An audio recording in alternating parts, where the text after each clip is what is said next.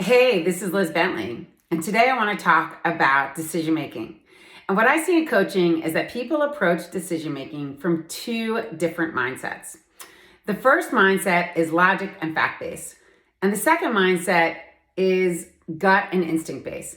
And while many of us think that we can vacillate between the two positions, most of us fall to one side or the other. So today I'm going to talk about the fact and logic mindset. And next week, I'm going to talk about the gut and instinct mindset. So the strengths of being a logic and fact-based decision maker is that people like that are really well researched. They really do their homework. They read everything, they study up on the topic, they interview people, they do everything they can to gather all the necessary facts to make a very informed decision. And because this decision is so well informed, they're very good at articulating that decision to everyone else and helping everyone understand how they got to this point and how everything is going to move forward, which makes everyone feel really good, safe, and like we're going in the right direction. The weakness of this person and this mindset is they have a tendency to take too long. They spend too much time gathering facts. They spend too much time inside of their process. And most of the time they could have done half that work and gotten to the same answer.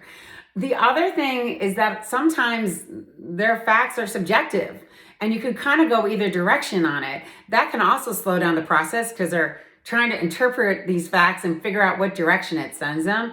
The other thing is they can look at it as too black and white and have to make a right and wrong way in order for it to line up with their logic.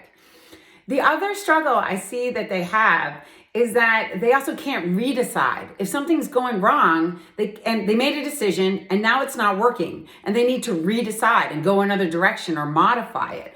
They go too slow with that because they did so much research to get to this point that now they can't let go of what their decision was and make a shift. Now, let's talk about the dangers of this mindset.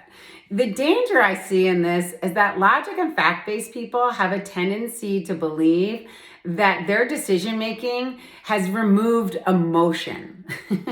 And they say that to me all the time. They'll say, "Oh, I don't allow emotion into any of my decision making."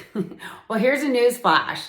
Emotion is in all decision making. If you're a human being or a living creature, you cannot avoid having emotion in your decision making.